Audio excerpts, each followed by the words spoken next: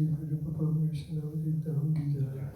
Shri Shri Radha Krishna Gopa Gopi Govinand Vanasirata Shiva Manava ki jai. Shri Shama Kanda Radha Muranga Tosi Bhakti Devi ki jai. Ramaya Puravasi ki jai. Kodeshwar Mahadev ki jai. Jayannath Baldev Subhadra Sudarshan Shakadev ki jai. Shri Purushottam Kshetra ki jai. Shri Nrsimha Bhagavan ki jai. Bhakti Prabhu Shri Padmanabha Maharaj ki jai. Gantara Srimad Bhagavatam ki jai. Shri Harinam Sankirtan ki jai. Ananta Koti Vaishnava Govinda ki jai. Samagata Bhakta Vrinda ki jai. Nitai Gaur Premanandi Hari Hari Bol.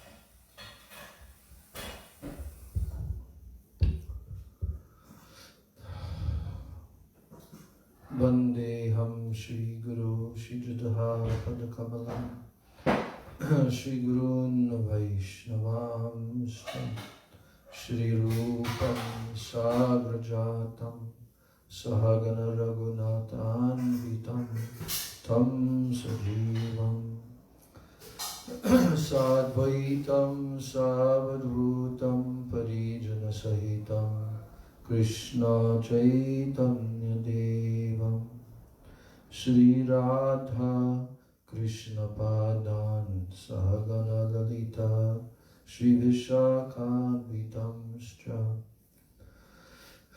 Om Jnana Tirandasya Jnananjana Shalakaya Chakshurunamilitam Yena Tasmai Shri Gurave Namaha Vanchakalpatarubhyascha kripa sindhubhyaiva cha patitanam pavanebhyo vaishnavebhyo namo namah.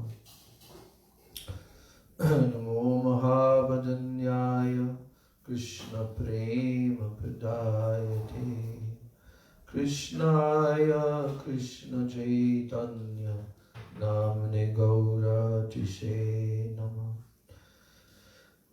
Nityanandam Namastubhyam Premananda Pradayane Kalo Kalmashanashaya Janavapataye Namaha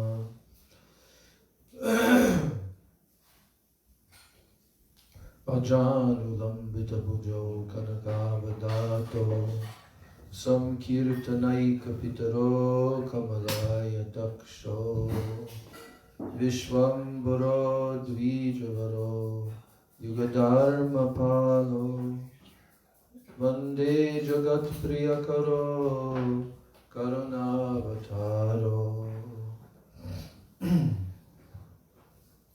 He Krishna Karuna Sindho Dinabandho Jagatpate Gopesha Gopika Kanta Radha Kanta Namostute Tapta Kanchana Gaurangi Radhe Vrindavaneshwari Vrishabhanu Suje Devi Pranamami Hari Priye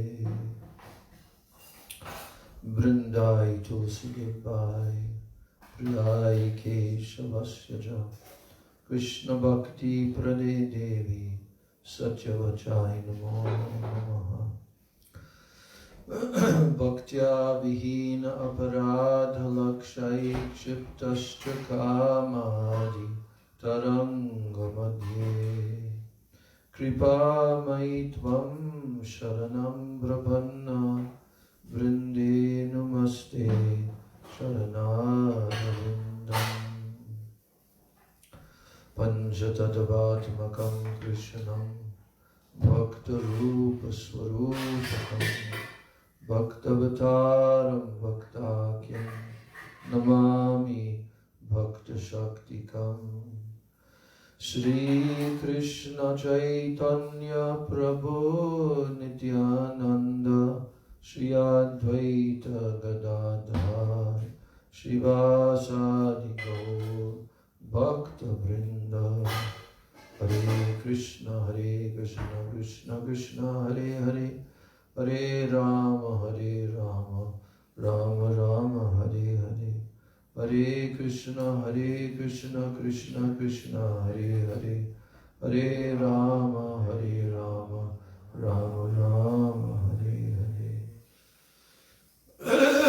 First of all, I'm offering my unlimited Dandavat pranams and my Shraddha Pushpanjali at the lotus feet of my most worshipful beloved Diksha and Siksha Gurudevs, Nitya Lila Pravishto Om Vishnupad, Paramahansa Astatarasata, Sri Srila A.C. Bhaktivedanta, Swami Maharaj Srila Prabhupada, Nitya Lila Pravishto Om Vishnupad, Paramahansa Astatarasata Sri Srila Bhakti Rakshak Sridhar Goswami Maharaj, and Nitya Lila Pravishta Om Vishnupad Paramahansa Ashtatara Shata Sri Srila Bhakti Vedanta Narayan Goswami Maharaj.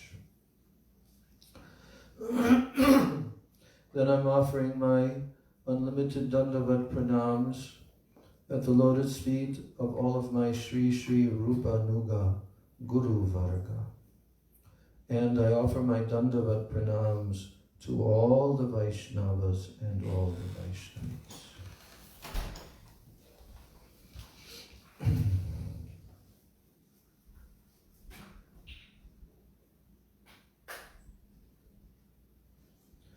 So in Sri Chaitanya Charitamritam, we have been reading chapter 16 of Madhya Lila. And that chapter is titled The Lord's Attempt to Go to Vrindavan. So, we are at the point, I'm trying to remember because some of it I was reading in the class and some of it I read on my own. I think I went about 2 chapters ahead, but yeah, this one, oh, it's the Shobhadal devotee verse. I didn't know they wrote about me in the Srimad. Yeah, and me too. I mean, Shobhadal, that's an interesting term. So, yeah, we read that verse and that purport because this is where, you know, Mahaprabhu, Raghunath Das Goswami came to meet Mahaprabhu, right? And then Mahaprabhu, after that, gradually he turned back. He didn't go to Vrindavan on this journey. So, but when he met Raghunath Das Goswami, then he gave that very important instruction to him, which can be applied to all the devotees. What is that instruction? Let's read it. Just to refresh our memory. Mara Katha Vairagya na karo loka dekaya. Yata yogya vishay bunja anasaktahaya.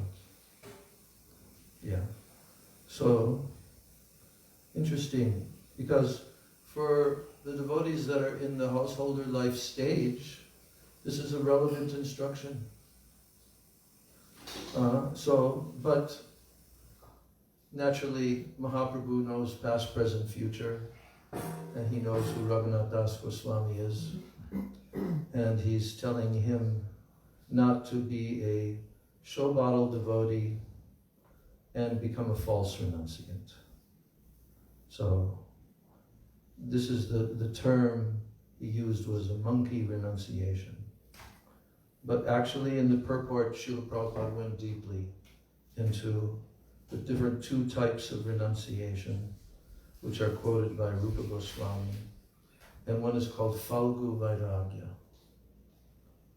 And one is called Yukta Vairagya. Let's test our understanding of this term, Yukta Vairagya. Do you know this term, Yukta Vairagya? You know the term vairagya? You know what vairagya means? What? Separation. No, that's vipralamba. Renunciation. Vairagya means renunciation. Yukta means like perfect, Means what? proper, no? Yukta. Yeah, proper. And falgu? False. Yeah, yes, you're correct. So there's these two verses. But this term, yukta vairagya, is applicable to all the different ashrams, not only for sannyasis. So, what is vairagya? It's a renunciation. Yeah. Now you know this word is interesting because the word rag is in this verse. So it actually has two different meanings. Vairagya means renunciation, detachment. But vairag, vairag, also means a very special, specific type of attachment to Krishna.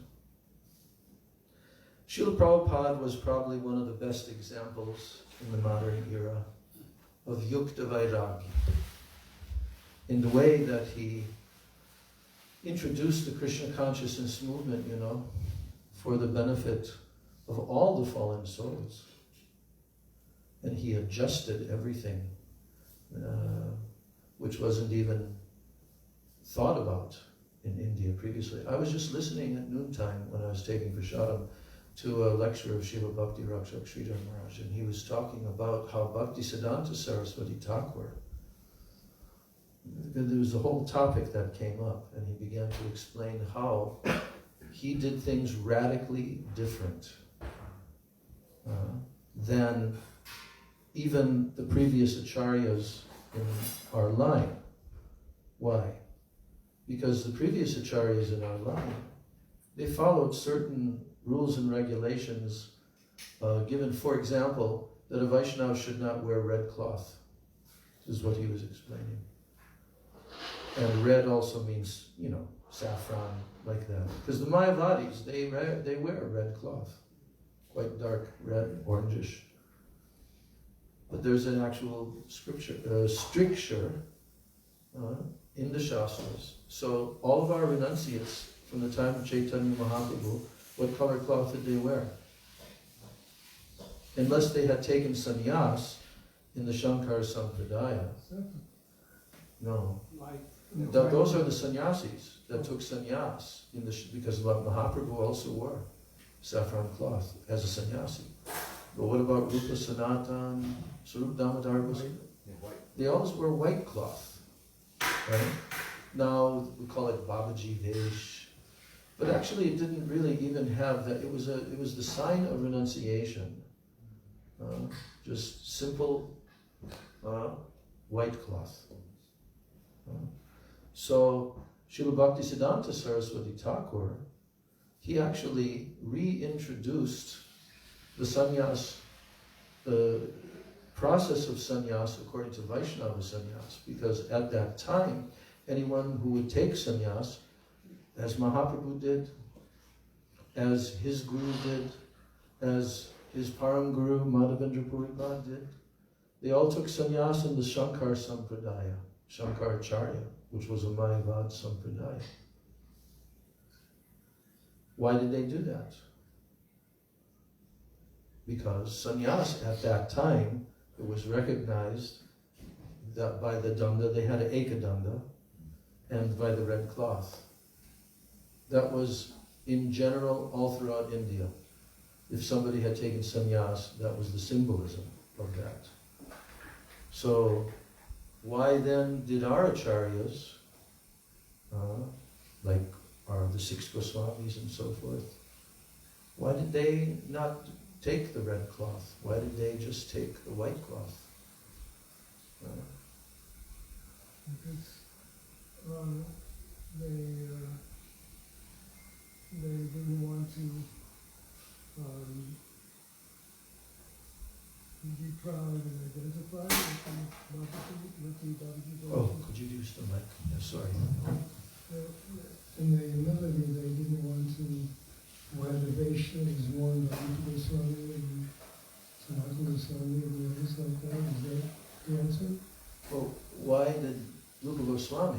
Sanatana Because he Goswami. didn't want to wear Chaitanya Mahaprabhu, or because that would be, they wanted to show the humility and not take the same cloth Yeah. as Mahaprabhu.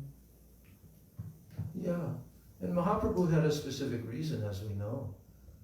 Remember what his reason outwardly was for taking sannyas and leaving Navadvip Dham and shaving his head and all of that? What was his outward reason for that? To those who were not respecting him as a grahasta, Yes. they would respect the sannyas vesh, and therefore he would be able more easily to deliver them.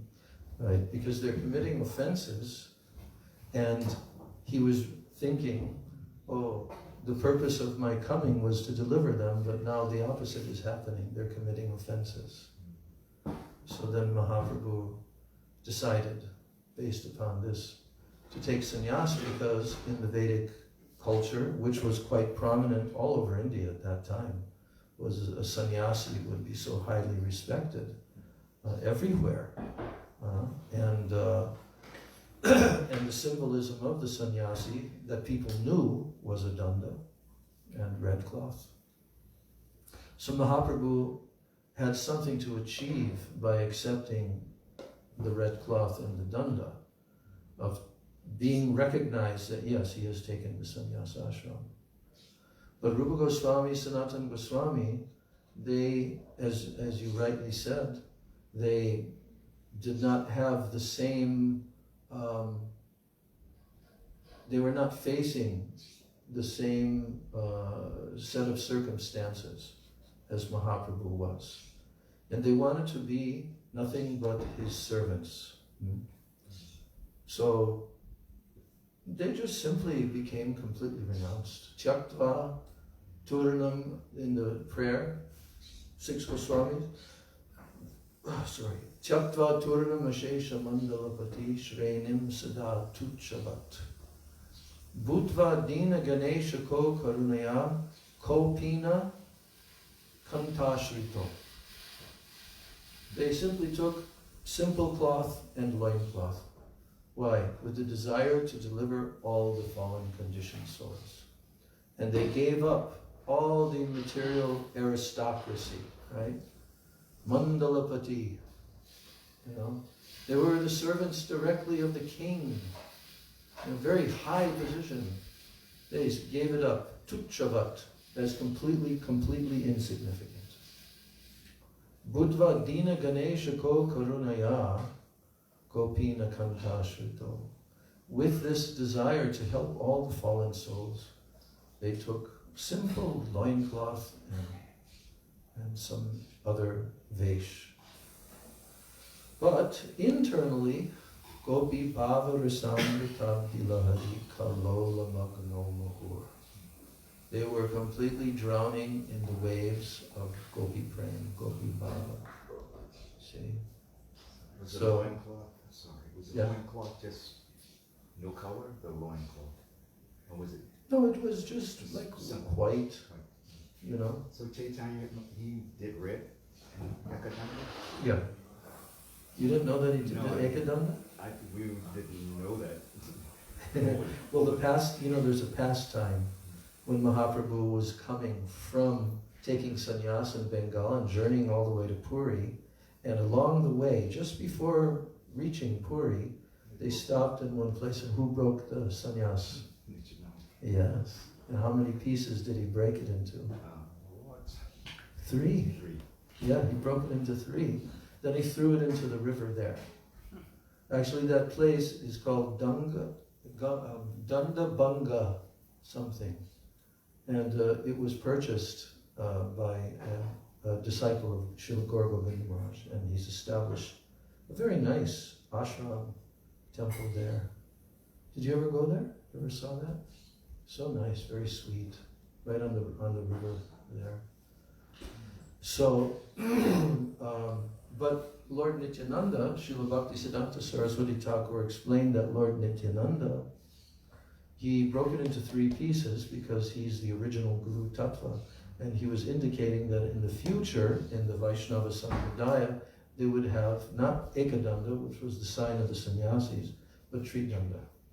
So Bhaktisiddhanta Saraswati Thakur later on, he researched actually, like very ancient scriptures, and especially from Ramanuja Sampradaya, and he re-established the actual system of Tridandi sannyas. Jai Shri Shri Gauri Gauranga. Gandharika Giridhari Radha Govinda Jiyo Ki Jai. And that was a complete shift from the norm at that time.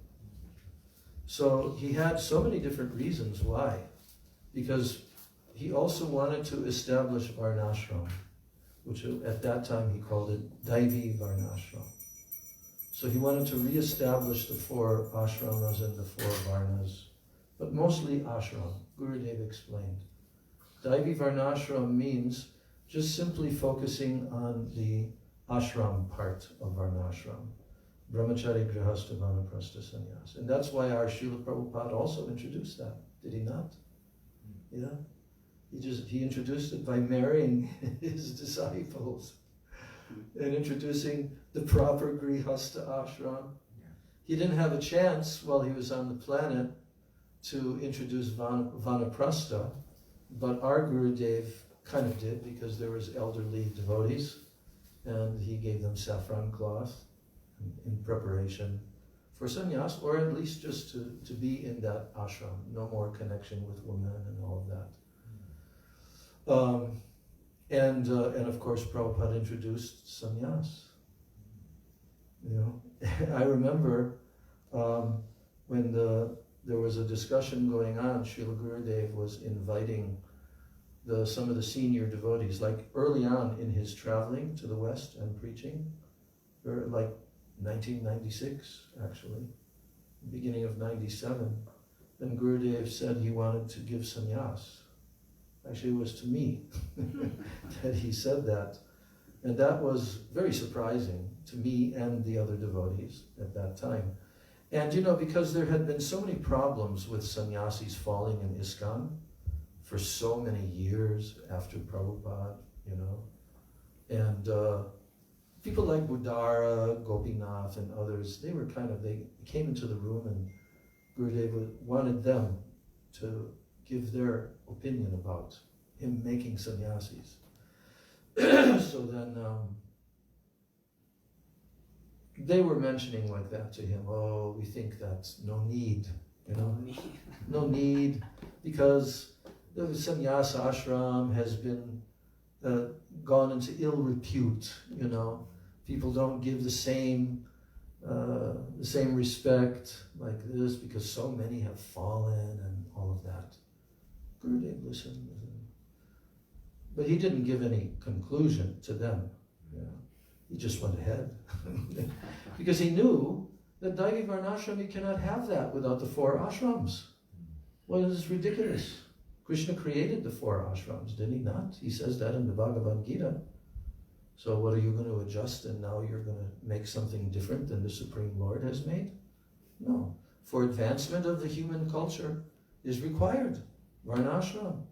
And we can see that at the end of the 7th canto, after the whole chapters about Lord Nrsingadev's Leela and Prahlad Maharaj, then Narada Muni is speaking to Yudhishthira Maharaj, and there's like 3 or 4 chapters there all about Varnashram. How to become a perfect human being. So everything starts from Varnashram. That's why, when Mahaprabhu came to Ramananda Roy, right? And then they began their discussion, and Mahaprabhu questioned Ramananda Roy, right? And Mahaprabhu wanted to hear what is sadhya and what is sadhana. What is the ultimate goal and how to attain that? What is the process to attain it? And what's the first thing out of quite a number of graduating verses quoted by Ramananda Roy?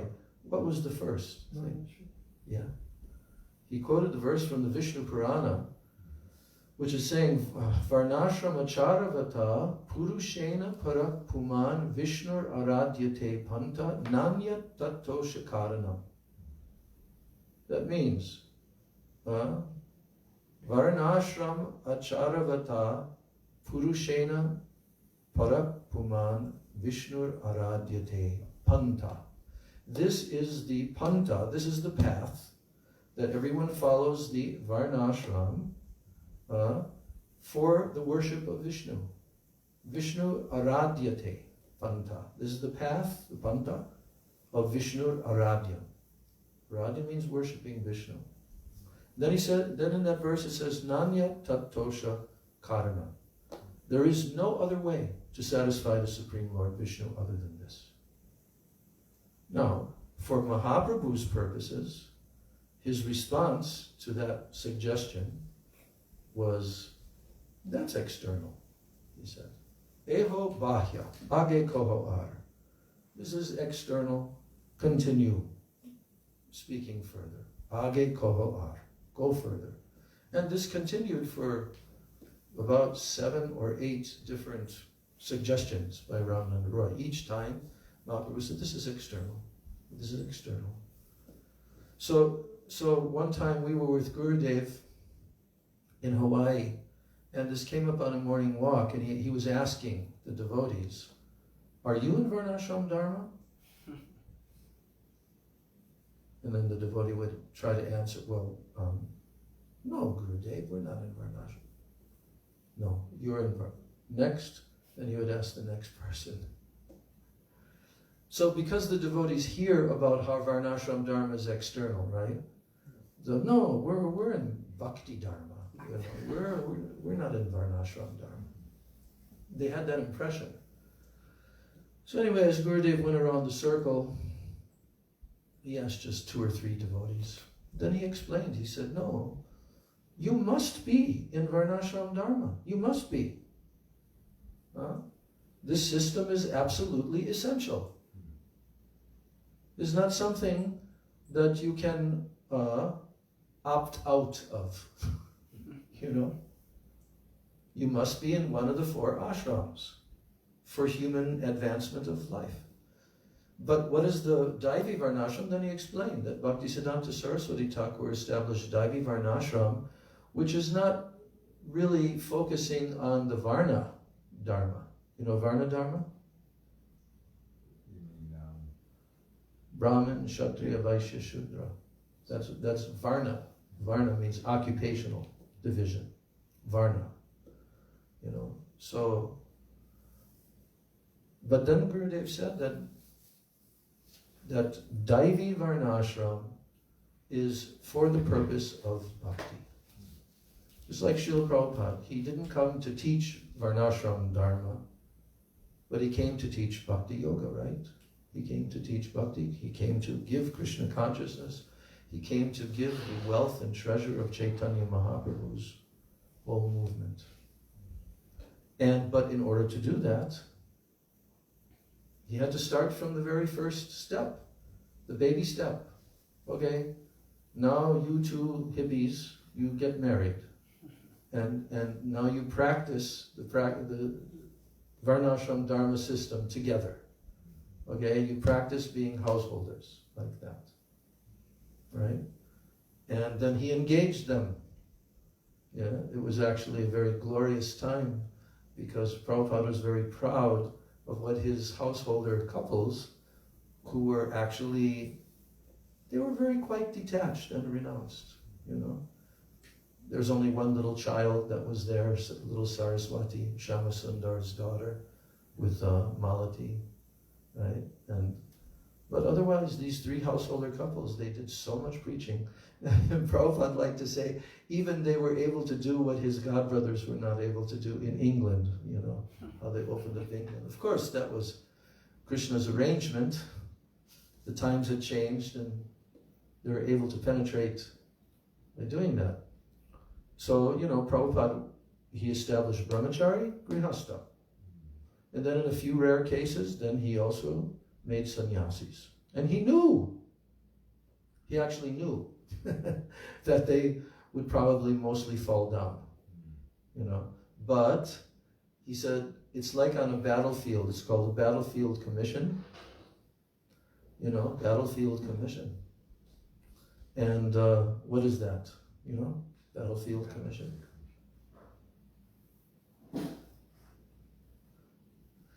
Okay, you're on a battlefield and the two different sides are firing at each other with bullets and guns.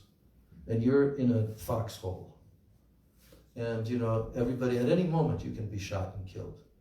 And so all of a sudden, the captain who was leading this small group, he shot and he died. So then the next person, or anyway, it was some kind of rank system, sergeant, captain, whatever. But then he immediately told, okay, now you become the captain. You're immediately promoted. Why? Because you're in a battlefield. You need to have the leader. Somebody has to be giving the instructions. So immediately, boom, you're captain now. And that's what Srila Prabhupada used that term, battlefield commission. You see? Huh? Against Maya. Well, it's an emergency situation, battlefield commission. So in this case, Srila Prabhupada, it was absolutely necessary to establish Varnashram Dharma. So therefore he began to give sannyas to various disciples, but he also knew that most of them would not be able to keep that. I think that our Gurudev, to some extent, I think he also did. Because for his preaching mission, he also needed sannyasis. He told it so many times. He told it so many times. Sorry, Hansaduta was telling a story when he was the secretary with Srila Prabhupada. Mm-hmm. He was so busy, for 2 weeks he hadn't chanted any rounds. Mm-hmm. That's how busy he was with Prabhupada. Mm-hmm. He had so many engagements. He went to Prabhupada and says, I'm so Prabhupada, he hadn't read, chanted. And Prabhupada said, don't worry, do as I tell you. It's an emergency situation. Yeah. Like you just said. This is an emergency. Right. Battlefield. Yeah. And he said, oh, that solved that. Yeah. Hansaduta. Right. And, you know, I mean, I've told this story before. Do you remember hearing it, Braj? That I told about what Dristadumna said when he was in Hawaii. Yeah. Preached for 10 years and then... No, that's in Mayapur when he took sannyas. But he told me the story, Drishadumna told me the story just after he and I had taken sannyas in 2002 and then came to Hawaii. It was my first time in Hawaii. And he was kind of showing us around on the island because he lived there for more than 10 years as a householder. And then he told me that in 1976, just after he had taken sannyas, you know, in Mayapur, then, you know, a few months later, they were in Hawaii. Jamal was there, and Bali, and so many others were there. Leader kind of devotees, because Prabhupada was staying there for more than a month. And there's that famous picture of Prabhupada without a kurta on, and he's cooking. Yeah. That one. Oh, That was taken there in Hawaii. So, anyway, Dristadumna, we were at the ISKCON temple, and Prabhupada's room was there, and he was telling me in Prabhupada's room about the conversation that he was present for with Srila Prabhupada and all the others there in 1976. Yeah. So then he said to the devotees present, because a couple of them had already left their sannyas, and so he was talking to his men, right? And then he says, actually, none of you are qualified for sannyas. What I have done is a battlefield commission. And in the future, most of you will probably fall down, he said. And Dristadumna said when he heard those words from Prabhupada, it was like just a few months after. He's 26 years old. He just took sannyas. And Prabhupada saying like this was like, you know, in his heart. But then Prabhupada said, most of you will probably fall down, but it will be a glorious death. Like on the battlefield, you know how the Kshatriyas, when they're fighting on the battlefield and they die, that's one of the arguments that Krishna gives to Arjuna, why he should fight.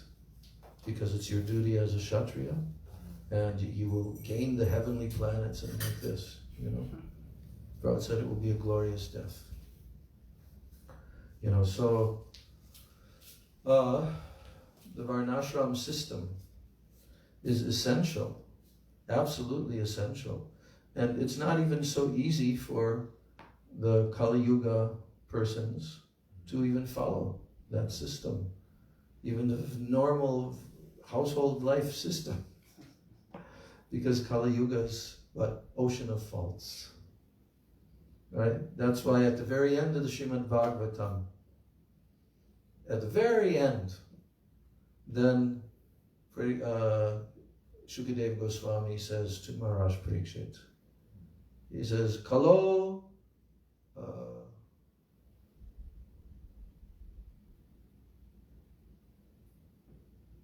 forgetting the word, Kalo something nidhe rajan, asti yeko mahadguna, kirtanad eva krishnasya, mukta sangha param vrajet.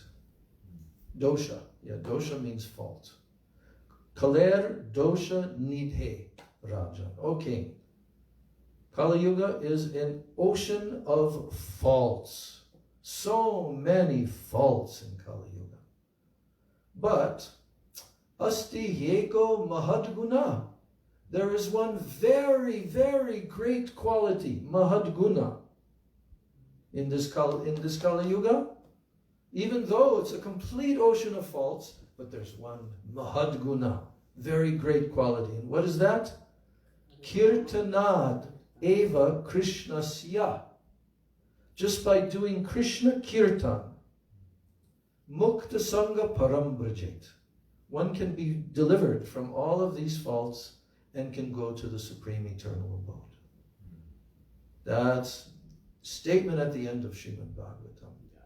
You see, so Srila Bhaktisiddhanta Saraswati Thakur, he was revolutionary in this regard, because he introduced the Daivi Varnashram system. He also introduced giving the Brahmin thread to those not born in Brahmin families, This was very, very much criticized by the Smarta Brahmins at that time. Even they wanted to kill him. Yes, they tried. So, but the point is Yukta Vairagya. Yukta Vairagya, Srila Rupa Goswami, he has written the definition verse. What is proper renunciation? What is practical renunciation? Yukta Vairagya. So here's the definition verse. Anasaktasya vishayan yatarham upayunjata nirbandha Krishna sambandhe yukta vairagyam uchate. So here's the translation, that things should be accepted for the Lord's service and not for one's personal sense gratification. So here it says anasaktasya vishayan. That means being free from asakti, to the sense objects. That means attachment to the sense objects of this world. Yatarham upayunjata. But taking the objects of this world and engaging them properly in the service of the Lord. Nirbandha Krishna sambandhe. He says, if one accepts something without attachment and accepts it because it is related to Krishna, that means Krishna sambandha. Here in the verse it says, Nirbandha Krishna sambandhe. So, without attachment for one's own sense gratification, but because it has relation to Krishna, then one's renunciation is called Yukta Vairagya. So Prabhupada is saying, since Krishna is the absolute truth, whatever is accepted for his service is also the absolute truth. And how many times Prabhupada gave the example, I am using this dictaphone, a machine, or I'm flying on airplanes, Srila Bhaktisiddhanta Saraswati Thakur, he rode in motor cars, which was never done at that time in India. And this was revolutionary. There are photos of him riding in a motor car, So that was the turning point. Srila Prabhupada Bhaktisiddhanta Saraswati Thakur even did things that Bhaktivinoda Thakur was not ready to introduce. But he did this and established Daivi Varnashram Dharma. So this is the whole point. The Mayavadis and the impersonalists, they're also quite renounced from sense objects. But what is the nature of their renunciation? That's the other verse that Rupa Goswami told is called Falgu Vairagya, right? So here's the definition. When persons who are eager to achieve liberation, when they renounce things related to the Supreme Personality of Godhead, thinking them to be material, their renunciation is called incomplete, right? So whatever is favorable for the rendering of service to the Lord should be accepted and should not be rejected as a material thing. Yukta Vairagya, or befitting renunciation, is thus explained in this verse that we just discussed. Yes. There was a discussion I was present for in Mayapur about the application of this concept. And Gurudev asked the audience, Maharaj Ambarish, was he a Niskinchan devotee? And somebody said yes. And Gurudev said, why? He said, because he used everything for Krishna. And Gurudev says, that's true. He said, but our mood is different. We follow Rupa Goswami. Even I have this bed, I am feeling some shame, but I am using it for Krishna. So the application of Yukta Vairagya has to be done carefully. We saw in ISKCON how it was abused terribly. Yeah. Yes. How? How was it abused? $10,000 bathrooms. Gold Rolex watches. Yeah, it was quite a deviation, you know. They were thinking, we're gurus, we're using this for Krishna service, but it is actually, they didn't realize it, but they were being absolutely deceitful because they wanted to enjoy. Some of them were not even hiding it. But here's the thing, you know, in every ashram, the same principle has to be applied. Whether one is a brahmachari, whether one is a grihastha. Even a grihastha has to apply the same principle of yukta vairagya. How does a grihastha apply the principle of yukta vairagya? By centering everything around the deity and offering, using everything, engaging everything in the service of Krishna. Yes, and not thinking that you are the proprietor, but you are only a servant. Like Bhaktivinoda Thakur's songs are so perfect for anyone to understand this principle, because he told in his song Sharanagati that I am only the servant in your house. That's all. It is not my house. Nothing here is mine. It's all yours. So I'm just looking after it for you. And truly, that's the actual fact, you know. So that attachment becomes directed towards Krishna and his service, towards the deity, as you said, establishing the deity, having the deity as the enjoyer in the center. And then gradually, one can become detached also from Varnashram Dharma.